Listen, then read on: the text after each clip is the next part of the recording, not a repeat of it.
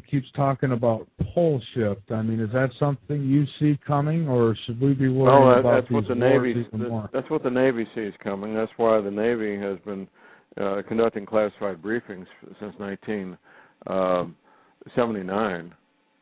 In these classified briefings, Michael, and you and I have talked about this before, they advise their sailors that when they retire, they should consider relocating to the Arkansas, Missouri Ozarks to be away from these oceans, because the oceans will come out of their basins. There's only one phenomenon that we're aware of that can cause that to happen worldwide, and that would be a pole shift. Now, more localized events, say, for example, the east coast of North America, that could be caused by a different event. That would be a massive rock and dirt slide in the Canary Islands, which is another major concern for people on the east coast of North America. There's currently, as we speak, on September 13th, a massive swarm of earthquakes taking place in the Canary Islands that, by the way, the United States Geological Survey is blocking out. They're not publishing that swarm of earthquakes. So, really? a pole shift is a very clear and present danger, absolutely. Yeah, because, I've been checking into it, looking into it, and I get people who send me reports and email all the time, every day. And, there's a lot of concern over the pickup in earthquakes and the volcanic activity. And, I have people who are telling me they're getting visions that they should get off of the coast. And now we just had another asteroid that's passing by close to Earth. And, is there any outside interference that could be helping along with this, or is this just an Earth cycle that's happening? Well, it is an Earth cycle, and there is an outside influence. Both things are true. The outside influence, of course, is the 10th planet, also called Nibiru, the destroyer wormwood. As it gets deeper into our solar system, it causes more severe problems with volcanism, seismic activity, bizarre, strange weather events. The Gulf Stream stopping was initially precipitated by these events, and the final thing that stopped the Gulf Stream, of course, was the British petroleum oil spill, which stopped a very fragile and very much at-risk Gulf Stream in June 12, 2010. So yes, the outside influence is the 10th planet interacting with our planet and the sun and all the other planets as well. I see, and I've been getting reports from people as well about strange smells in California. Right, sulfur dioxide, right, the salt in the sea. The government's trying to convince people it's dead fish. Well, a dead fish smell may carry a couple of miles at the most, but it's not going to carry 125, 150 miles, which is what the reports are saying. Amazing. All right. So, what do you think all this is going to start coming to a head? I've been hearing November. What do you think?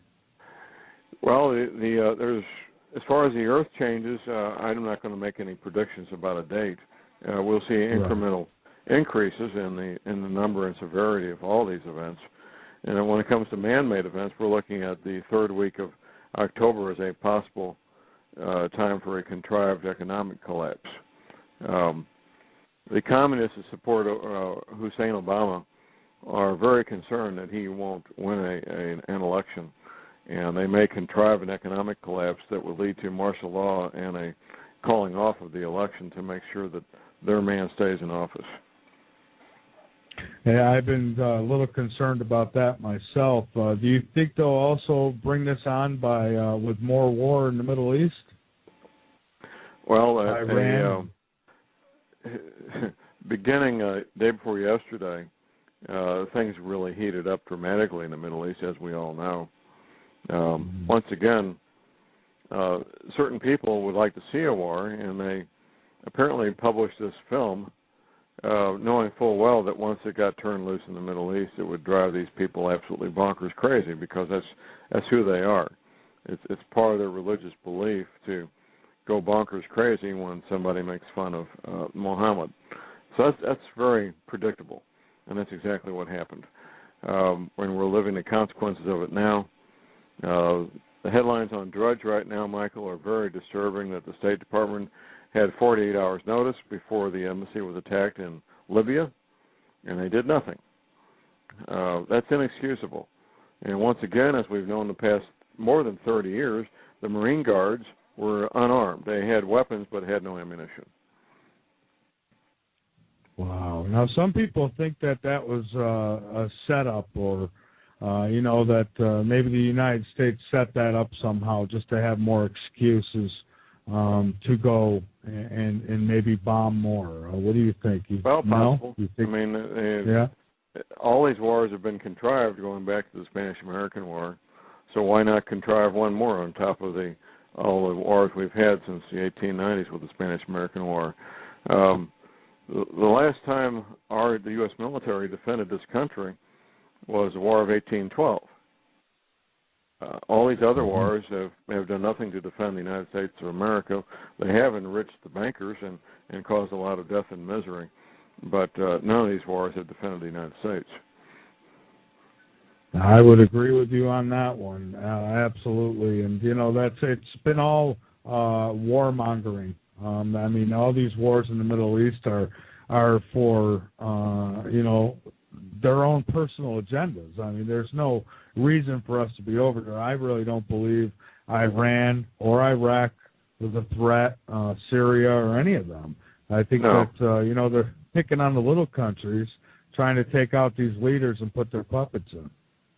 Iran has a 1,000-year track record of not causing any harm to their neighbors. That's pretty commendable. Yeah, it is. There is a nuclear program in Iran, but it's not an Iranian nuclear program in Iran. It's a French, Chinese, and Russian nuclear program with French, Russian, and Chinese equipment, French, Russian, and Chinese technicians, and French, Russian, and Chinese technology and supplies. All three of those countries, by the way, are 3 of the 5 permanent members of the United Nations Security Council.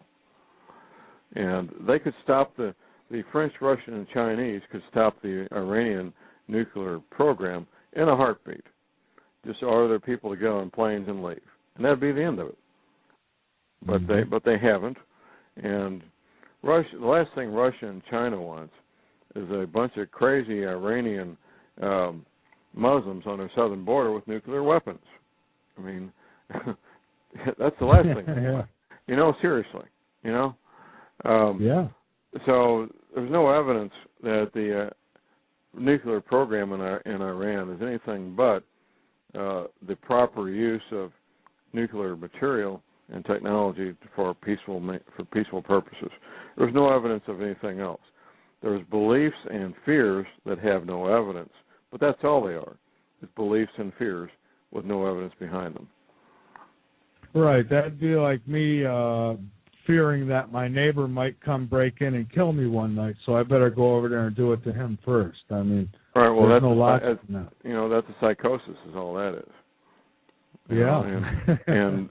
And what's being promoted about Iran is basically mass psychosis.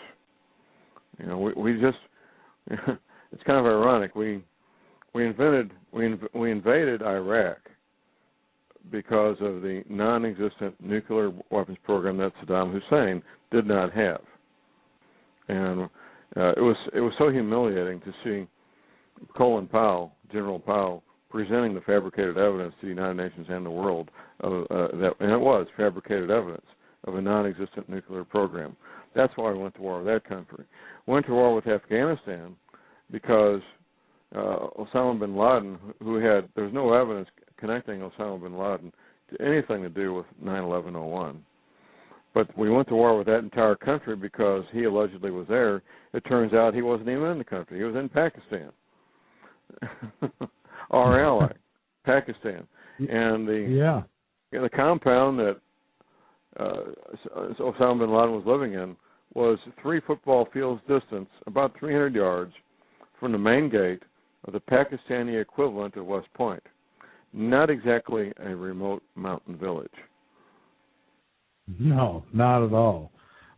So, a lot more fabrication is what that is. I never thought that us killing Fred Flintstone was going to make us any safer. I never felt like he had anything to do with 9/11. There's a lot more to that story. I don't know if we'll ever get all the answers to it, but we know that that's been a good punching point, a nice fear monger that they've used to get people to say, "Oh yeah, the Patriot Act's great and the NDA bill is awesome." But, yeah, they're now understanding what it really means. I mean, we're not really a free country anymore. People aren't understanding that.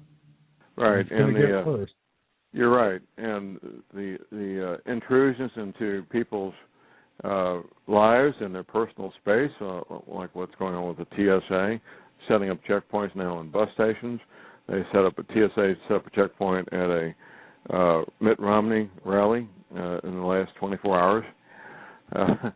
Now after you get through the TSA checkpoint at the airport and you buy your bottle of water inside the secure area, they want to check it then. there was some lady, this happened just a few days ago, you may have seen the story, some lady bought a bottle of water inside the secure area of the airport. The TSA people demanded that she check it, that they test it. She refused. She drank the water, and they wouldn't let her on the plane because she drank the water rather than let them check it. And then there was a recording of her confronting these people and she said, "You didn't let me on the plane because you don't like me, don't you? Didn't you?" And they basically said, "Yeah, that's right." Yeah, it's TSA. It's gotten out of hand, and I was telling the listeners, I've said it a few times, that what a perfect job that would be for some pervert who just hasn't got a record yet, who hasn't been arrested yet. I mean, just go become a TSA member, and you can pick and choose who you want to feel up and who you want to harass and torment. I think it's horrible.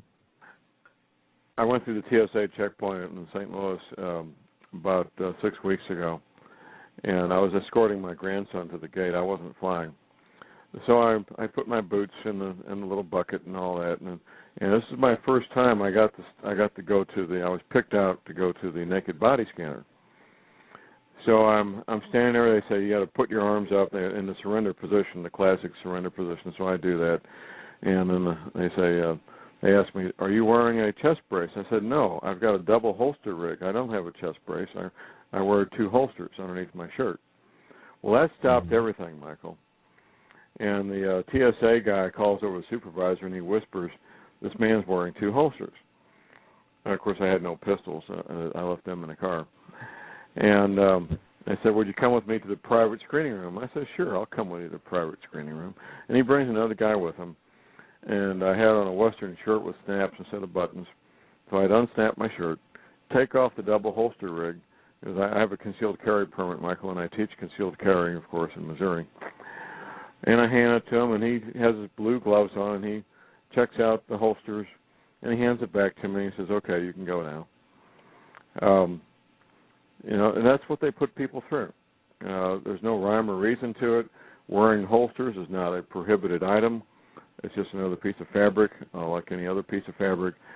But it stopped the entire process and took up these 2 men's time for a good 10 minutes while they checked out my empty cloth holsters. Yeah, it's amazing. I mean, I've heard stories about them. One old lady, a grandmother, they made her take off her diaper or something along those lines. The adult diaper she was wearing. How humiliating. Yeah. How absolutely humiliating. Live your whole life and be treated like that. But that's what we've come to. And the liberals in charge, the communists in charge in Washington, D.C., they just think it's so funny that us people out here, and us barefoot peasants, as I refer to myself and everybody else, that we put up with this. And of course I know a number of people who absolutely refuse to fly commercial. I won't fly commercial unless I have absolutely no choice. I'm planning a trip right now, and I'll be driving 2 or 3 days, probably close to 3 days, to make my destination, just to avoid flying commercial. And that's what I would do, too. I've never been on an airplane yet, and now you could throw it out the window. Now I definitely won't. And they know this, and now they're starting to set up, like you said, at bus stations, and they want to start hitting the interstates as well, don't they? There's talk about that. I'm not sure how they're going to pull that off.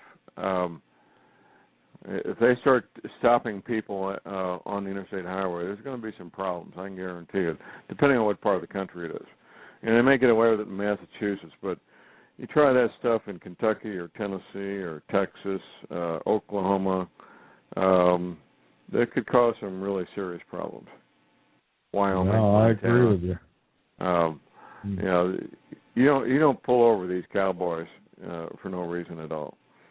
I mean, you just don't do that. That is not a very wise thing to do. No, and you know, and that's just it. I mean, you got to wonder, when does it come to a point when people have absolutely had enough? I mean, even the ones who have been at the wheel, sleeping at the wheel, you know, they've got to be waking up to this. And if they haven't, they will. And you know, when is enough going to be enough? That's what I wonder. Well, that's true.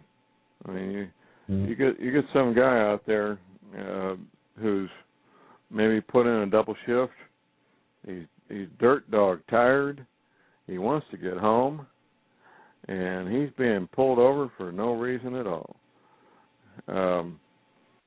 That's a very dangerous situation, especially depending on what his mental attitude is. You know, say he put a double shift in at a factory where it's 105 degrees inside the factory, where they have a very hot process going on, and he's got a bad attitude before he gets pulled over. You're setting yourself up. There's nothing more dangerous, Michael, than a man who has no fear and knows that he's right. Oh, you're absolutely right. You know, and I could think of a few nights when I was driving home from work when, you know, being harassed for no reason wouldn't have been a good idea. Right. So right. I totally understand. John, let me ask you this before we hit our break. Getting back to the Middle East just a little bit here. Israel seems to be really pushing hard to attack Iran. You think they're controlling all this? It's possible. It's possible that they are. We're hearing lots of rumors. I haven't seen any evidence yet. There's, of course, this film that's enraging these people. It's being promoted as having been funded by Israelis or American Jews, I should say. Which I don't know if that's true or not, but if it is, that's certainly fuel to the fire. What they're doing behind the scenes, I don't know. The Mossad is regarded within the intelligence community as being a very small and very good intelligence service. So what they're doing behind the scenes is difficult to say, Michael. Absolutely. All right, John, hang on with me. Thank you. Are you on Monday through Friday? Monday through Friday, 7 to 8 a.m. Central Time, 8 to 9 Eastern on Republic Broadcast. Yeah. Right.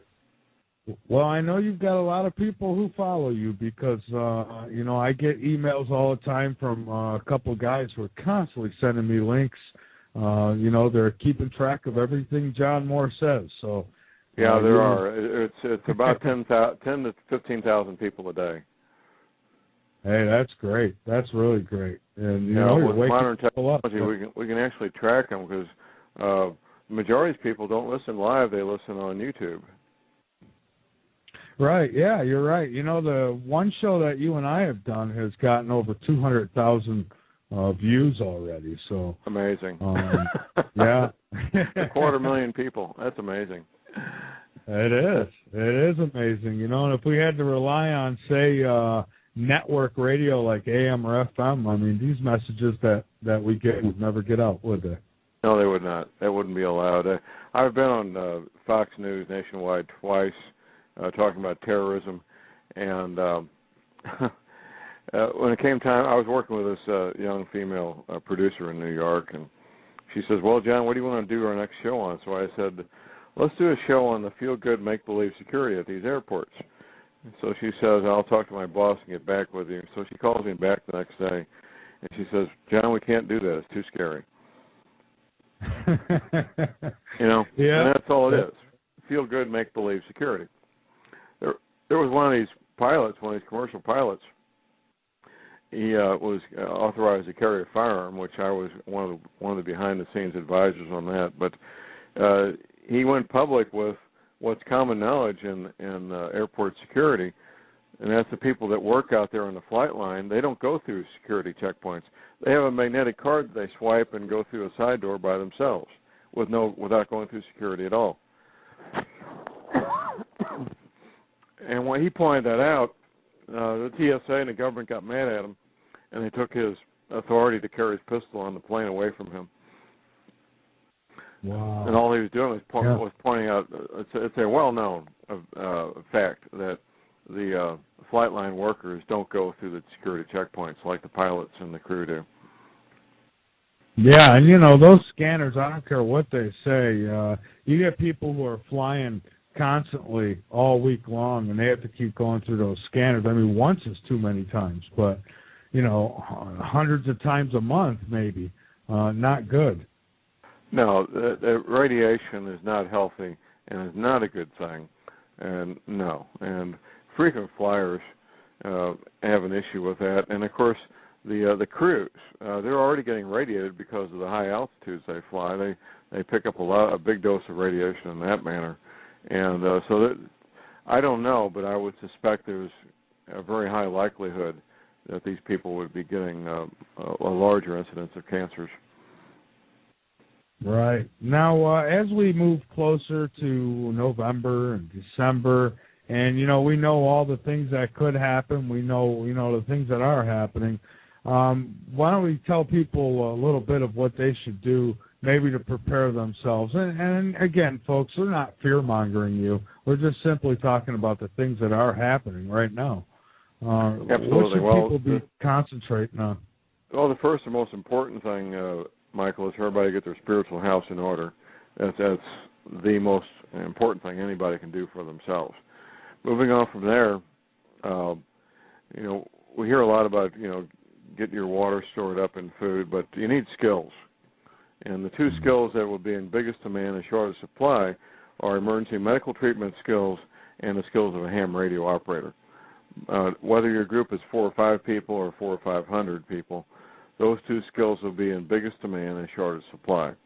In my community where I live, we started a preparedness program for the community, working with the mayor, the chief of police, the fire chief. One of the first things we did, Michael, was identify everybody in the community who had any kind of medical skills at all. The nurses, EMTs, paramedics, doctors, dentists, medical technicians, dental hygienists, anyone and everyone with any kind of medical-related skill. We identified them, we approached them, and we asked them if they would agree to help out during a crisis, and without exception, everyone did.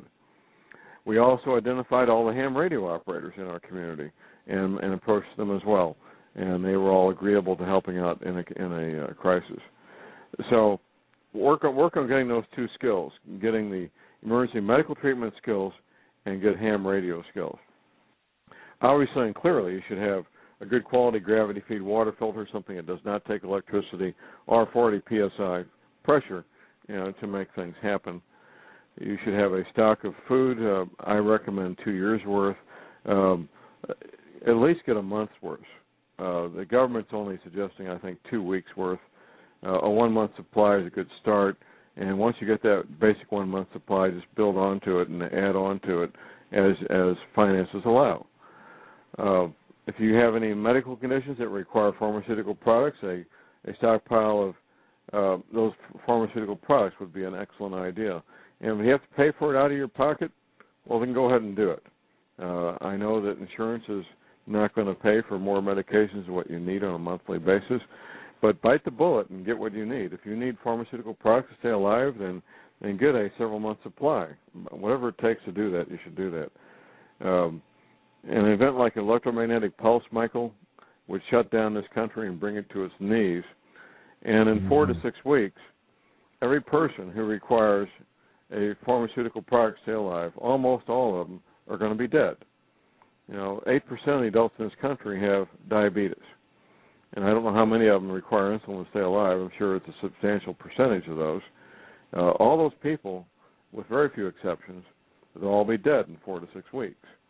And there's other pharmaceutical products, like, for example, pharmaceutical products that are anti-rejection medicines. If you have a kidney transplant, any kind of organ transplant, heart transplant, These people have to take special medications to keep the body from rejecting that transplanted organ. If you're cut off from access to those supplies, you're going to die. So it's a tough wake-up call, Michael. But people need to be aware of this.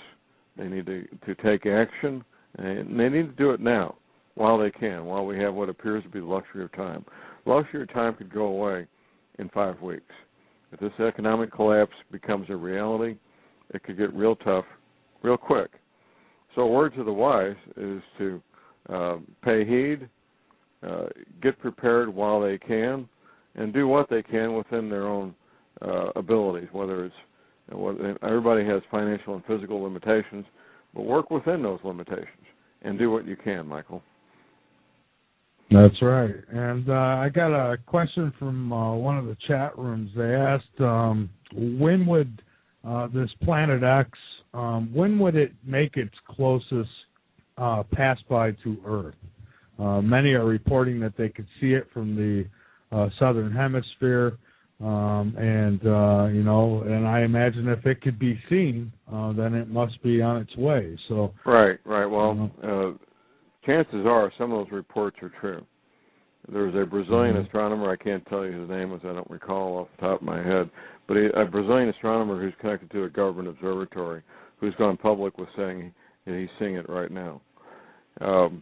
Brazil's kind of at odds with the New World Order, so it doesn't surprise me too much that one of the government-sponsored astronomers would be going public like that. Having a date is not and should not change anything. And I use the example, Michael, of the Navy veterans. The Navy veterans weren't even told about Planet X. They were told the oceans would come out of their basins, and they were told that when they retire, that they should set up a self-sufficient lifestyle. The place you want to be, Michael, is where you don't need to think about or worry about any specific date. There's no good result from that. That only can cause heartache and ulcers. The place you want to be is prepared, where no matter what happens, you've done as much as humanly possible to deal with it. And you don't have to worry about a date, anguish over a date, think about a date. It's simply not something you need to do because you've got your preparation squared away. That's a good place to be emotionally and spiritually, Michael. Yeah, I agree with you. Definitely should be prepared in some way. And I tell people all the time, even if you don't believe that there's going to be a Planet X or even a World War III or any of that, you should still be prepared because the way the weather's going and the earthquakes and stuff, you never know when your area is going to be marked for something like that. So you want to be prepared anyways. Absolutely. Absolutely. As my friend Professor McCanny said to a response to a lady, she wanted him to tell her when the closest passage of Planet X would be. And his response was, well, ma'am, once I give you this date, what are you going to do? Buy another case of tuna fish? I mean, seriously. What would you do? True. You should not. What are you going to do that you're not doing anyway? Once you understand and comprehend that this is real, like all the Navy veterans understand that it's real, then you take action and you change your lifestyle to be in comportment with your understanding, as opposed to at odds with what you understand. If you're not doing everything you can be doing, your actions are at odds with your beliefs. That's not a good place to be, Michael. No, it's absolutely not. And what about the sun? A lot of activity with the sun. Is this because it's being affected? You're right. The Department of Homeland Security, I'm glad you mentioned that. I haven't talked about this for a while. The Department of Homeland Security is very concerned that a major solar event could take place in the next 5 to 6 months, resulting in a solar flare that would be the natural equivalent of electromagnetic pulse attack, what might be called a Carrington event. They're very concerned that another Carrington event would happen. The last time this happened was 1859, just before the American Civil War, and that solar flare was so powerful that it started fires in telegraph offices. We had no nationwide power grid or any power grid at all, but we did have a nationwide telegraph service. Those telegraph wires, Michael, acted as antenna to pick up that energy and direct it into the telegraph offices, and it did start fires. So the Homeland Security is very concerned that this could happen in the next 6 months, and people should be aware of this. There's an excellent book at my website, Michael, that people can download and read at no charge. It's written by a commission of scientists, engineers and scientists appointed by the government to look into the effects of electromagnetic pulse attack. And the first 60 pages is the most important. It's about 189 pages or so. But that first 60 pages is the most critical. It will tell you what you need to know, what you need to get prepared for. It will, if it would happen, either a Carrington event from the sun or a man-made weapon shot off in space, it would bring this country to its knees, and you and I would never live long enough, Michael, to see this country become what we call normal now. It simply would not happen in our lifetimes. It would be devastating, absolutely devastating, and bring this country to its knees. Absolutely, and if the New World Order got their way, they would probably round guys like yourself and myself up first and make sure that we were put away. So, they don't like anybody getting woken up. They don't like this information getting out. And, they've got a lot of, I call them agents that they put out here on the Internet that put out disinformation to try to make, guys like yourself look crazy, when we talk about these things. That's well known. That's well known and well documented that there's disinformation, trolls out there trolling, and disinformation websites, and absolutely. Yeah, for sure. So now, in the last, we got about another 15 minutes or so. What are you looking at right now? I mean, what is in your radar right now? What type of things are you making sure you're keeping up with as far as your audience goes and such? Right. Your concerns. We're paying real careful attention to what's going on with the Middle East. We're watching these Russian Spetsnaz, special forces troops that are in this country. We've now confirmed that the Russian special forces are violating the protocols that they agreed to for communications, and they're using encrypted communications to communicate with Mother Russia. And they agreed before they came here that they would not do that. That's very serious stuff, very serious. The numbers vary wildly from hundreds of Russian Spetsnaz to thousands. I don't know that the numbers matter very much. 500 or 600 of these men could cause great problems, huge problems for our country if they put their mind to it. We're watching these flu viruses. There's about 4 flu viruses right now that appear to be biological weapons that are loose in this country. They may be demanding people to get immunizations, which, of course, I'm not going to get. They've announced now that quantitative easing number 3, QE3, is about to get underway. That's one of the things we're looking for as a precursor to a contrived economic collapse. That could spiral out of control real quick. It'll appear to be a spontaneous event when, in fact, it's a controlled and contrived event. And we're looking, if that would happen, we're looking for that to be happening the 3rd week of October.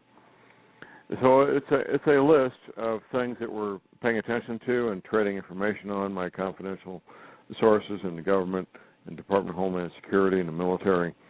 And we get this information, we compare notes, we verify and vet the information to the best of our ability before we go public with it.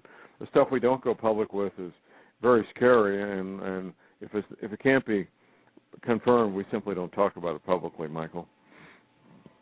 Absolutely, and and that's one of the things about Planet X that a lot of people have had a problem with is the not being able to absolutely confirm it. There's a lot of evidence that points towards it, and then there's a lot of stuff that points towards maybe something else going on, like HAARP. So it's really hard to determine when there is earthquakes and such. What could be causing that? And, I'm one of the ones that pull towards maybe a little of both, the cycle that we're going through and HAARP. I think HAARP helps out. Well, HAARP can do some things. People give HAARP more credit than it's due. HAARP can do some things some of the time in terms of manipulating weather. It can't manipulate all weather all the time. It's the world's most powerful radio frequency transmitter, and it can be direct that energy to pretty much any place they want. What it does is heat up the atmosphere, and it can in fact manipulate some weather some of the time. That's certainly a provable fact. I don't believe it can cause earthquakes. I've seen no evidence of it. I don't believe it can create a volcano. HAARP gets blamed or given credit for things that there's no evidence that it can do. Yeah, absolutely. I hear a lot of things. I've heard about the earthquakes and so on, and I'm not sure. I guess, anything's possible. I can't say it's true or not true, but I do know that they do use HAARP, and other countries have it as well, and they have these little weather wars, it seems. Oh, yeah. Well, weather is a powerful tool. If you can manipulate weather, you've got a lot of power. Russia's version of HAARP is not nearly as large as ours. When Russia built their own, we doubled our size, and I guess we wanted to have the biggest and best. So. Yeah. What else is new, right?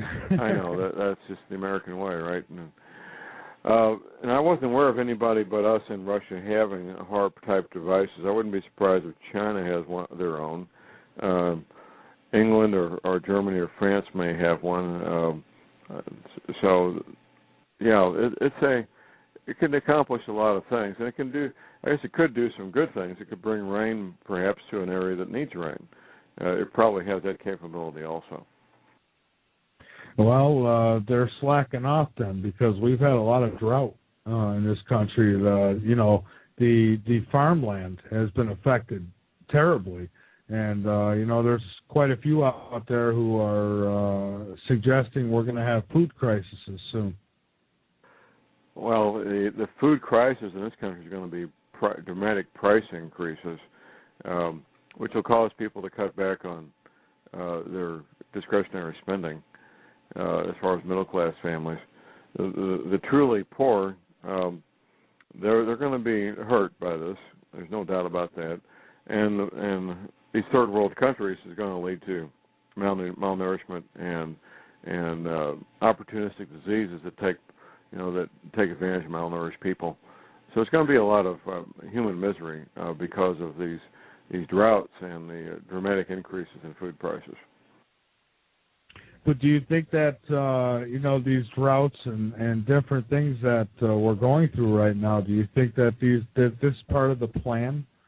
World domination? I think they're making use of it.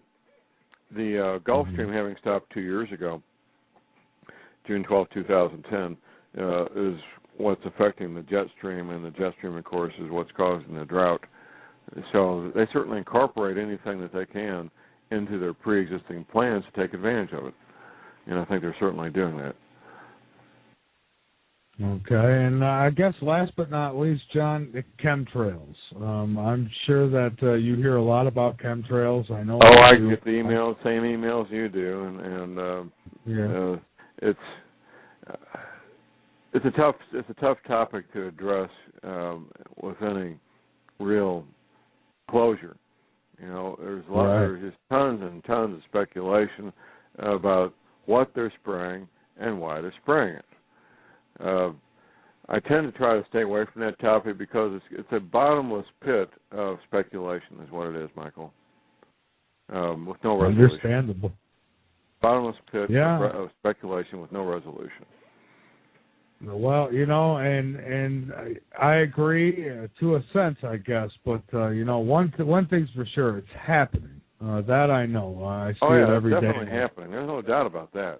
It's an observable, provable phenomenon. But I've yet to see evidence that I would regard as clear and convincing as to the two questions: what they're spraying and why they're spraying it. That's right. See, I'll agree with you there. And some people think they have the answers.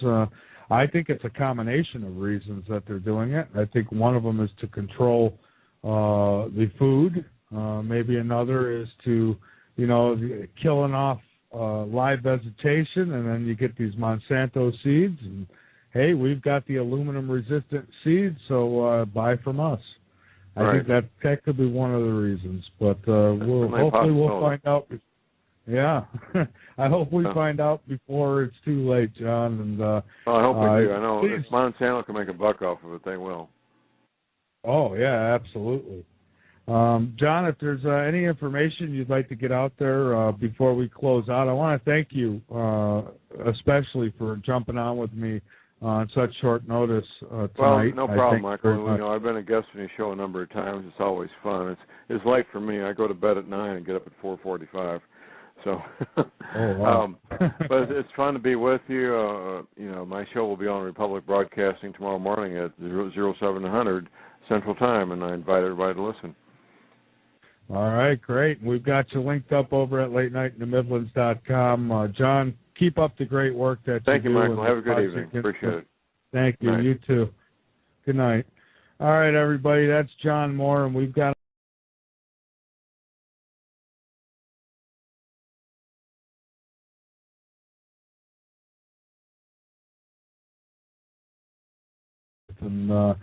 is there any outside interference that could be helping along with this, or is this just an Earth cycle that's happening? Well, it is an Earth cycle, and there is an outside influence. Both things are true. The outside influence, of course, is the 10th planet, also called Nibiru, the destroyer wormwood. As it gets deeper into our solar system, it causes more severe problems with volcanism, seismic activity, bizarre, strange weather events. The Gulf Stream stopping was initially precipitated by these events, and the final thing that stopped the Gulf Stream, of course, was the British petroleum oil spill, which stopped a very fragile and very much at-risk Gulf Stream in June 12, 2010. So yes, the outside influence is the 10th planet interacting with our planet and the sun and all the other planets as well. I see, and